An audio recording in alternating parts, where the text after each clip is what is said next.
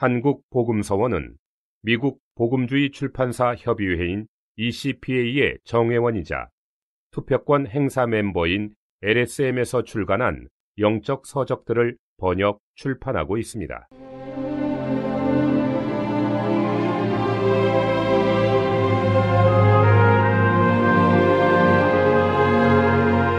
혼인, 첩을 얻은 경우. 성경은 사람에게 자기 첩을 떠나라고 명령하지 않았습니다. 하나님의 관점에서 성경에는 첩에게 강제로 떠나라고 강요한 구절이 하나도 없습니다. 이것은 주님을 믿기 전에 얻은 첩을 가리킵니다. 나는 하나님께서 성경의 많은 곳에서 사람들이 어떻게 그들의 첩을 대하기를 원하시는지 언급하셨다고 생각합니다. 먼저 오늘날 사람의 요구를 본 다음 성경의 요구를 보기로 하겠습니다. 사람의 요구는 첫째로 모든 첩을 내보내야 한다는 것입니다. 둘째는 내보내지 않을 때 남편이 그의 첩과 성관계를 가져서는 안 된다는 것입니다. 이것이 형제 자매들의 일반적인 생각입니다. 그러나 이것은 하나님께서 우리에게 보여주신 것이 아니라 이교의 사상입니다. 성경은 내보내라고 요구하지 않았음. 성경에서 첩을 얻는 데 있어서 다윗보다 더 악한 사람을 보기 어렵습니다. 그는 첩을 얻었을 뿐 아니라 사람의 생명을 해하면서까지 첩을 얻었습니다. 우리아가 생명을 잃게 된 것은 아내 때문이었습니다. 다윗은 우리아를 희생하면서까지 밧세바를 첩으로 삼았습니다. 그리고 솔로몬은 밧세바에게서 태어났습니다. 주 예수님도 밧세바에게서 나셨습니다. 주님은 신약에 와서까지 이 사실을 인정하셨습니다. 마태복음 1장에 밧세바의 이름이 있는데 여기서는 우리아의 아내라고 말했습니다. 마태복음 1장에는 4여인이 있습니다. 우리는 첩을 얻은 사람이 자신을 하나님의 징계의 손에 복종하게 할 뿐 첩을 쫓아낼 수 없음을 보아야 합니다. 왜 성경에는 첩을 내쫓으라는 요구가 없습니까? 간음죄가 첩을 얻는 것과 완전히 다르다는 것을 기억하십시오. 오늘 내가 어떤 사람의 성경책을 훔쳤다면 다시 갚아줄 수 있습니다. 오늘 내가 어떤 사람에게서 1,000원을 훔쳤다면 그에게 1,000원을 갚을 수 있습니다. 그러나 오늘 내가 첩을 얻었다면 결코 그녀를 돌려줄 수 없습니다. 어떤 형제는 첩을 쫓아내야 한다고 생각합니다. 그러나 그는 남자의 입장에서 이 일을 본 것입니다. 남자는 하나님 앞에서 첩을 얻는 것이 간음임을 알아야 합니다. 그러나 첩이 남자에게 시집갈 때 그녀는 두 남편에게 시집간 것이 아닙니다. 남자는 두 여자를 얻었지만 그녀는 두 남편에게 시집가지 않았습니다. 그러므로 여러분은 주님께서 첩을 내쫓으라고 말하지 않았음을 보아야 합니다. 나는 밧세바의 원칙이 이에 대해 매우 분명하다고 생각합니다. 다윗이 밧세바를 얻었기 때문에 주님은 다윗을 찾기 위하여 특별히 선지자 나단을 보내셨습니다. 주님은 나단을 통해 모든 말을 하게 하셨습니다. 그러므로 나단이 한 말 외에 다른 말을 추가하지 말아야 합니다. 나단이 빼놓은 말을 3000년이 지난 오늘에 와서 여러분이 보충할 필요가 없습니다. 나단은 다윗의 아들이 죽을 것이고 보응이 임할 것이며 사람들이 밝은 데서 그의 10명의 후비와 간음할 것이고 칼이 다윗의 집을 떠나지 않을 것이라고 말했습니다. 나단은 밧세바를 돌아가게 하라고 말하지 않았습니다. 그녀를 돌려보내면 그녀는 어떻게 하라는 말입니까? 우리아는 이미 죽었습니다. 어떤 사람의 우리아는 사라졌고 어떤 사람의 우리아는 죽었습니다. 이것을 어떻게 해야 합니까? 그러므로 하나님은 나단을 보내어 다윗을 만나게 하실 때 밧세바를 내쫓으라고 말씀하시지 않았습니다. 오히려 후에 하나님은 그녀에게 솔로몬을 낳게 하셨습니다.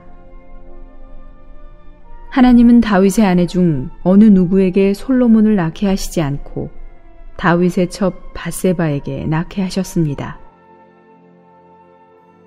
또한 신약의 첫 장은 다윗이 우리아의 아내에게서 솔로몬을 낳았다고 말합니다.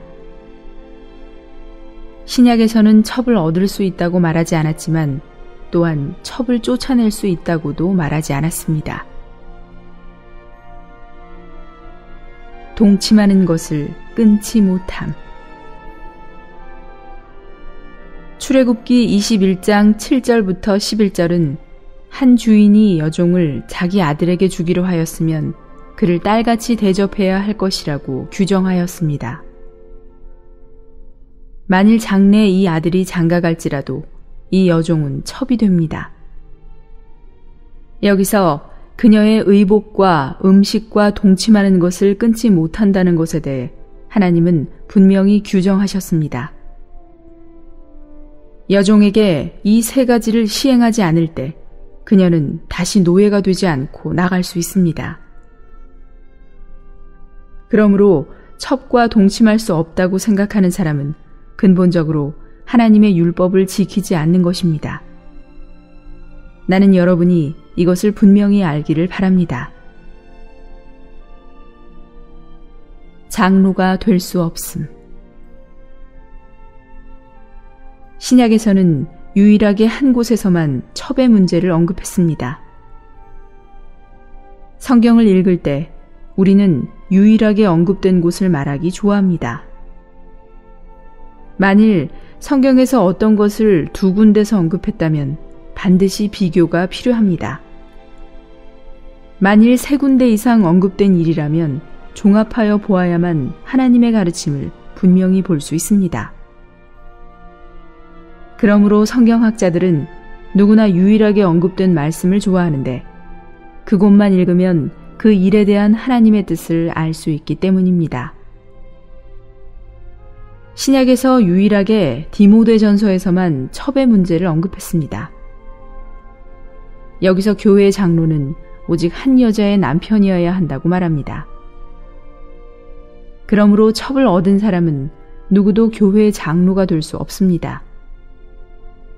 그러나 성경에서 첩을 쫓아내야 한다거나 동침하는 일을 끊어야 한다고 말한 곳은 없습니다. 구원받고 헤어지기를 자원하는 것은 좋은 것임. 만일 첩이 구원을 받고 또 그녀에게 성충동이 없어 남편과 헤어지기를 원한다면 이것도 좋은 것입니다. 이것은 자원일 뿐 주님의 요구나 교회의 요구가 아닙니다. 이 일에 대하여 교회는 요구하지 말아야 합니다. 하나님께서 짝지어 주신 것은 한 남편의 한 아내입니다. 어찌하든지 이 원칙을 지켜야 합니다. 그러므로 첩을 얻은 사람은 한 아내를 얻은 사람보다 육체의 고난이 훨씬 많습니다. 징계가 더욱 증가하게 됩니다. 이혼.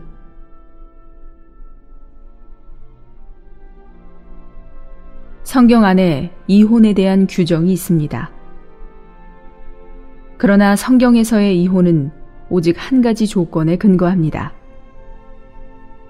세계 각국의 법률은 이혼에 대해 여러 규정을 내렸습니다. 어떤 나라의 규정은 조항이 20가지 이상이나 되고 중국에서도 여러 조항을 규정했습니다. 부부간에 한쪽이 정신 이상이거나 함께 사는 것을 동의하지 않는 등등의 이유로 이혼할 수 있습니다. 그러나 성경에서는 이혼할 수 있는 조건이 유일한데 그것은 바로 간음입니다. 사람이 정신 이상이 되었든지 수년 동안 실종되었든지 간에 이것들은 다 조건이 될 수 없습니다. 다른 사람과 성관계를 갖는 것이 유일한 조건입니다. 마태복음 19장과 누가복음 16장에서도 주 예수님은 사람이 간음을 범하면 이혼할 수 있다고 분명히 말씀하십니다. 하나님께서 짝지어 주신 것을 사람이 나눌 수 없음. 아마 여러분은 왜 간음을 범하면 이혼할 수 있느냐고 물을 것입니다. 왜냐하면 하나님께서 짝지어 주신 것을 사람이 나눌 수 없기 때문입니다. 바꾸어 말해서 하나님께서 보실 때 부부는 하나이고 어떤 이혼이든지 다 이 하나를 파괴하기 때문입니다. 간음을 범한다는 것은 무엇입니까? 곧 하나를 파괴하는 것입니다. 여러분이 여러분의 남편이나 아내 외에 다른 사람과 성관계를 가졌다면 여러분은 간음을 범한 것이고 하나를 파괴한 것입니다. 그러므로 사람이 실종된 지 몇 년이 되었든지 정신 이상이든지 정신학대이든지 혹은 다른 이유에서든지 남편이나 아내가 이혼하여 다른 사람과 결혼한다면 이것은 하나를 파괴하는 것이요 간음을 범한 것입니다. 하나를 잃었기 때문에 이혼할 수 있음. 왜 간음을 범하면 이혼할 수 있습니까? 왜냐하면 하나를 파괴했기 때문입니다. 본래 남편과 아내는 하나였지만 남편이 일단 간음을 범하면 아내는 자유로워집니다. 본래 하나이기 때문에 남편과 아내는 그 하나를 지켜야 합니다. 그러나 이제 남편이 그 하나를 깨뜨렸기 때문에 아내는 자유하게 되었습니다. 그러므로 간음을 범하는 것이 이혼의 유일한 조건입니다. 남편이 간음을 범해서 아내가 이혼하는 것은 타당합니다. 만일 어느 자매의 남편이 간음을 범했거나 첩을 얻었다면 이 자매가 이혼을 하려고 해도 교회는 말릴 수 없습니다. 그녀는 이혼할 수 있을 뿐 아니라 또한 다시 시집갈 수도 있습니다. 이 하나를 파괴하는 어떤 것도 다 죄입니다. 간음을 범하는 것은 그 하나를 파괴하는 것이기 때문에 오직 간음을 범할 때만 이혼할 수 있습니다. 이혼은 단지 남편과 아내의 하나가 사라졌다는 것을 선포하는 것입니다. 하나가 없다면 그녀는 재혼할 수 있습니다. 마태복음 19장과 누가복음 16장은 이혼의 근거가 간음임을 분명히 말한 곳입니다. 우리는 이 두 곳을 유심히 주의해야 합니다. 간음은 이전의 하나를 파괴하여 부부를 더 이상 하나가 아니라 둘이 되게 한 것이기 때문에 이혼이 가능합니다. 왜 이혼할 수 있습니까? 하나가 사라졌기 때문입니다. 그러므로 부부간의 이혼은 이혼 수속을 밟을 때가 아니라 한쪽이 간음을 범할 때입니다. 오늘날 이른바 이혼은 수속에 불과합니다. 혼인이란 하나의 존재를 선포하는 것이고 이혼은 그 하나가 이미 존재하지 않는다는 것을 선포하는 것입니다. 그러므로 간음을 범할 때 이혼할 수 있습니다. 간음을 범하지 않았는데 이혼한다면 결과는 양쪽 모두 간음을 범한 것입니다. 가령 남편과 아내가 다 간음을 범한 일이 없는데 서로 사이가 안 좋다 하겠습니다. 이런 사이에서 일단 이혼하면 곧 간음을 범한 것입니다. 하나가 여전히 존재하는 상황에서 재혼하는 것은 모두 간음을 범한 것입니다. 하나가 존재하지 않을 때만 이혼할 수 있습니다. 그러므로 우리는 혼인이 무엇인지 인식해야 합니다. 혼인은 곧 하나입니다. 두 사람이 더 이상 둘이 아닌 한 몸인 것입니다. 간음은 이 하나를 헐어버리는 것입니다. 이혼은 하나가 헐어졌음을 선포하는 것입니다. 오직 두 사람 사이에 하나가 사라져야 재혼할 수 있습니다. 하나가 여전히 존재한다면 심하게 다투고 화합하지 못해서 이혼하려 할 때 세상 사람은 이것을 허락하고 세상 법도 허락하겠지만 하나님의 안목에서 볼 때 이것은 허락되지 않습니다. 먼저 이혼하는 것은 오히려 간음을 범하는 것입니다. 오직 먼저 간음을 범해야만 이혼할 수 있습니다. 우리는 하나님께서 짝지어 주신 것을 사람이 나눌 수 없음을 보아야 합니다. 짝이 지어졌다면 결코 나누지 마십시오. 이것은 불가능한 일입니다. 남편을 잃은 여인의 문제. 성경에서는 아내를 잃은 사람이 재혼하거나 남편을 잃은 사람이 재혼하는 것을 허락했습니다. 혼인은 사람이 죽을 때까지 지속됩니다. 혼인의 관계는 부활할 때에는 존재하지 않습니다. 부활할 때 사람은 장가가지도 않고 시집가지도 않습니다. 시집가고 장가가는 것은 이 세상의 일입니다. 천사는 시집가지도 또 장가가지도 않습니다. 부활한 사람도 시집가지도 또 장가가지도 않습니다. 시집가고 장가가는 것은 이 생의 일이지 내세의 일이 아닙니다. 그러므로 혼인은 죽을 때까지 지속됩니다. 죽을 때까지 과거의 감정 때문에 시집가지 않고 장가가지 않는 것도 가능합니다. 만일 여러분이 재혼한다 하더라도 이것은 성경이 허락하는 바입니다. 로마서 7장의 가르침을 주의하십시오. 여기서는 모든 그리스도인이 다 재혼한 사람이라고 말합니다. 그리스도의 죽음과 부활을 통해 우리는 재혼하게 되었습니다. 로마서 7장은 남편이 살아있는 동안만 아내를 주관하였다가 남편이 죽을 때 아내가 다시 재혼할 수 있음을 우리에게 보여줍니다. 남편이 죽지 않았는데 재혼한 사람은 음부입니다. 만일 우리가 율법에 대하여 죽지 않고 안식일 교인이 된다면 우리는 음부인 것입니다. 우리에게 오직 한 남편이 있음을 하나님께 감사합니다. 안식교 사람들은 두 남편을 가지고 있습니다. 로마서 7장의 가르침은 율법이 죽지 않고는 우리가 그리스도께 속할 수 없고 만일 율법이 죽지 않았는데 그리스도께 속한다면 우리는 음부라고 말합니다.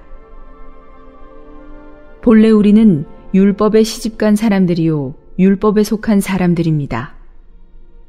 그러나 그리스도로 인하여 우리는 이미 죽었고 오늘 우리가 그리스도를 택했기 때문에 우리는 음부가 아닙니다. 우리 모두는 그리스도와 재혼한 사람입니다. 우리가 율법에 대하여 이미 죽었기 때문에 우리는 음부가 아닙니다. 그러므로 로마서 7장은 남편이 살아있을 동안만 아내를 주관한다고 말합니다. 남편이 죽을 때 아내는 자유로워집니다. 교회 안에서 우리는 남편을 잃은 여인이 재혼하는 것이 잘못되었다는 관념을 결코 가져서는 안 됩니다. 이런 사상은 이방인의 사상입니다. 남편을 잃은 여인이 처녀로 있는 사람처럼 재혼하지 않는 것은 좋은 것입니다. 바울은 남편을 잃은 여인들이나 결혼하지 않은 사람들이 자기처럼 그냥 지내는 것이 좋다고 말했습니다. 주님을 섬기기 위하여 독신으로 있는 것은 합당합니다. 그러나 사회 사람들의 비평이나 관점 때문에 결혼하지 않는 것은 잘못된 것입니다. 나는 교회 안에서 이런 관점들이 다 제거될 수 있기를 바랍니다. 바울은 디모데에게 남편을 잃은 젊은 여인이 재혼하기를 원한다고 말했습니다. 이것은 형제가 재혼하는 것과 같습니다. 문제는 여러분에게 그런 필요가 있는가 없는가에 달렸습니다. 어떤 사람은 생리적인 면에서 그러한 필요가 있습니다. 어떤 사람은 심리적인 필요가 있는데 그들은 결혼하지 않으면 고독을 느낍니다. 어떤 사람은 가정의 필요 때문에 결혼이 필요합니다. 어느 형제가 자기 아내가 죽었기 때문에 재혼하는 것은 옳은 것입니다. 어느 자매가 자기 남편이 죽었기 때문에 재혼하는 것은 옳은 것입니다. 그리스도인은 이 일에 있어서 비평하지 말아야 합니다. 우리는 이교적인 사상을 제해버려야 합니다. 죄의 문제. 성경에서 하나님은 성과 성의식이 옳은 것이고 성행위조차도 옳은 것임을 인정하십니다. 성의식은 죄가 아닐 뿐더러 또한 거룩한 것입니다. 그러나 이것은 혼인에 국한됩니다. 혼인 안에서 성의식은 다 옳고 거룩합니다. 하나됨을 떠난 모든 성의식과 성행위는 다 죄입니다. 여러분은 이것을 보았습니까? 죄란 무엇입니까? 곧 혼인 밖의 행위들을 가리켜서 죄라고 합니다. 왜 그렇습니까? 혼인 밖의 행위는 이 하나를 파괴하기 때문입니다. 그러므로 죄가 존재하는 것은 하나를 파괴했기 때문이지 성 자체로 인한 것이 아닙니다. 성 자체는 죄가 아닙니다. 이것을 우리가 하나님 앞에서 분명히 보기 바랍니다. 가령 마태복음 5장에서 주 예수님은 간음치 말라 하였다는 것을 너희가 들었으나 나는 너희에게 이르노니 여자를 보고 음욕을 품는 자마다 마음에 이미 간음하였느니라 라고 말합니다. 여기서 보고에는 의지의 작용이 들어 있습니다. 여자를 만나고라 하지 않고 여자를 보고라고 말했습니다. 만나는 것은 수동적인 것이고 보는 것은 능동적인 것입니다. 그 다음 음욕을 품다라는 말이 있습니다. 이것은 여자를 보고 음욕을 품는다는 말이 아니라 음욕을 품고 본다는 것입니다. 음욕을 품는 것이 먼저이지 보는 것이 먼저가 아닙니다. 한국어 성경은 여자를 보고 음욕을 품는 자마다 라고 말했지만 주님은 이렇게 말씀하시지 않았습니다. 주님은 음욕을 품고서 여자를 보는 자마다 라고 말씀하셨습니다. 이 봄은 두 번째의 봄이지 첫 번째의 봄이 아닙니다. 처음에 어떤 남자가 길가에서 여자를 만났을 것이고 그 다음 그 여자를 보았을 것입니다. 첫 번째 본 것과 두 번째 본 것 사이에서 그는 이미 음욕을 품었습니다. 두 번째로 그가 여자를 본 것은 음욕을 품고서 본 것이기 때문에 두 번째 봄의 다음 단계는 행동입니다. 주 예수님께서 말씀하신 것은 첫 번째의 봄이 아니라 두 번째 단계의 봄을 가리킵니다. 길가에 있는 여자는 모든 사람이 다 보게 됩니다. 그러나 어떤 사람은 제재를 받지 않고 음욕을 품으며 사탄이 그에게 음욕을 주입하기 때문에 그가 두 번째로 돌아서서 다시 보게 되는데 이것이 바로 죄입니다. 음욕을 품고 두 번째로 다시 보는 것이 바로 죄입니다. 마태복음 5장은 음욕을 품고 여자를 보는 사람은 마음에 이미 간음하였다고 말합니다. 주 예수님께서 말씀하신 것은 첫 번째의 봄이 아닙니다. 우리가 첫 번째의 봄을 여기에 추가하는 것은 잘못하는 것입니다. 내가 길을 가다가 우연히 한 여자를 보았는데 사탄이 음욕을 내 속에 주입할 때 내가 이것을 거절해버리면 끝난 일이 됩니다. 그러나 만일 내가 돌아서서 그녀를 다시 한번 본다면 이것은 죄입니다. 성의식은 죄가 아니요 의지의 찬성만이 죄임을 기억하십시오. 왜냐하면 이 의지의 찬성은 혼인 밖에 있는 것이기 때문입니다. 의지 속에서 사람은 이미 부부의 하나를 파괴한 것입니다. 행위에서 이 하나를 파괴하는 것이 죄이지만 의지에서 그 하나를 파괴하는 것도 하나님 앞에서 죄입니다. 구약에서는 다만 간음을 언급했을 뿐 음란의 죄가 없습니다. 구약에서는 사람들이 자신에 대해 충분히 알지 못했기 때문에 간음하는 것만 허락하지 않았습니다. 간음이란 무엇입니까? 배필이 있는 사람이 죄를 범한 경우를 간음이라고 합니다. 음란이란 무엇입니까? 배필이 없는 사람이 죄를 범한 경우를 말합니다. 행위는 같을지라도 죄는 다릅니다. 창기는 배필이 없기 때문에 음란을 범할 뿐 간음을 범하지 않습니다. 하나님은 사람이 음란을 범하는 것을 원하지 않으신다는 것을 하나님 앞에서 주의하십시오. 구약에서는 단지 배필이 있는 사람이 죄를 범한 것을 언급했을 뿐 배필이 없는 사람이 죄를 범한 것을 언급하지 않았습니다. 이것은 구약에서 이런 행위가 없었다는 것이 아니라 다만 이런 명사가 없었다는 것입니다. 하나를 파괴하는 간음이 죄일 뿐 아니라 하나를 파괴하지 않은 음란도 죄입니다. 우리는 간음이 죄요, 음란도 죄임을 알아야 합니다. 배필이 있는 사람이 하나를 파괴하는 것이 죄일 뿐 아니라 배필과 하나됨 없이 범한 음란도 죄입니다. 그리스도인은 간음하지도 말고 음란하지도 말아야 합니다. 우리는 성이 거룩한 것이고 성의식에는 죄가 없음을 보아야 합니다. 성행위는 거룩한 것이고 혼인 안에서는 죄가 없습니다. 만일 여러분이 혼인을 했는데 혼인 밖에서 성행위를 가졌다면 이것은 간음입니다. 만일 여러분이 아직 혼인을 하지 않은 상황에서 성행위를 가졌다면 이것은 음란입니다. 믿는 우리들은 하나님 앞에서 간음하지도 말고 음란하지도 말아야 합니다.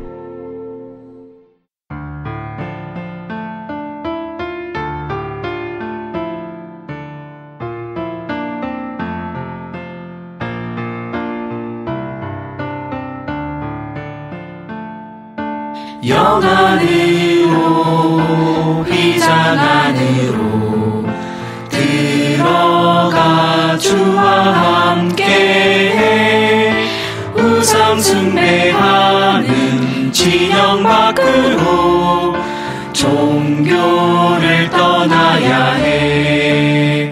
주님과 가장 가까운 관계를 가장 친밀한 관계를 이럴 때 우린 주와 이익을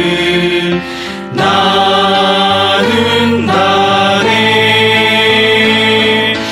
이 땅에서 하나님의 사업을 수행하는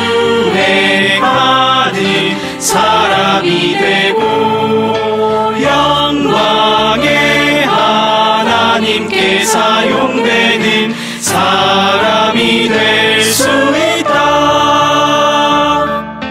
정금이신 삼위 하나님 완전히 그로 입혀져 그분 안으로 깊이 잠긴다면 하나가 될 수 있네. 우리의 문제는 주 부족한 것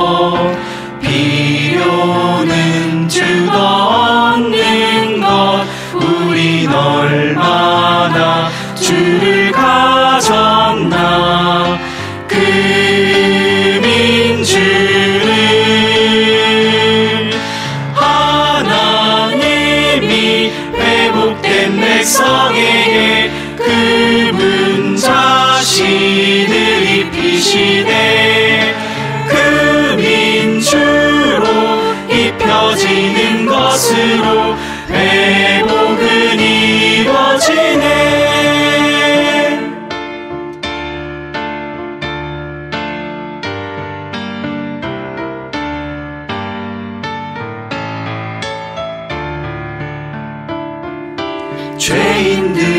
죄인들을 죄에서 나와 주와 화목해하는 마, 타고난 생명사는 믿는 이를 육체에서 나오게 하나님과 화목해하는 위장, 화목의 막과 위장을 통해 우리는 주와 완전히 화목되네.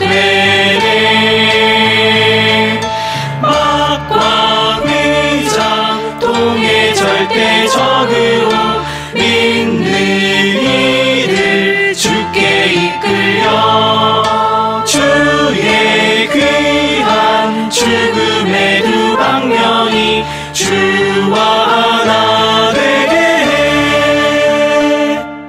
성막과 구름과 영광, 삼일 하나님의 예표, 성막 세워지고 구름 덮여져 영광이 충만할 때 삼일 하나님이 재현된다네.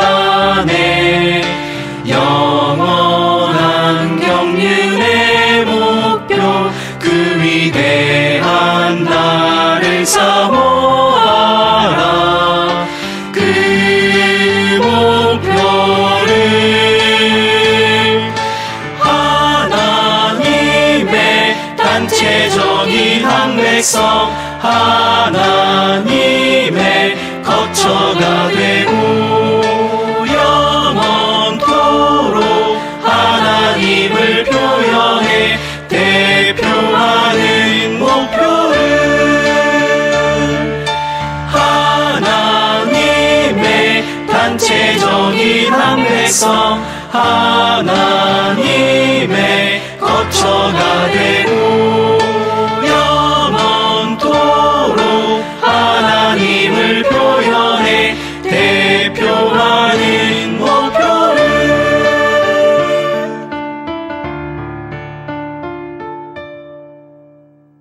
본 메시지가 수록된 도서에 관심 있으신 분들은 인터넷 검색창에 한국복음서원 쇼핑몰 또는 1600-3191로 전화 주시면 감사하겠습니다. 리디북스에서 전자책으로도 구입이 가능합니다.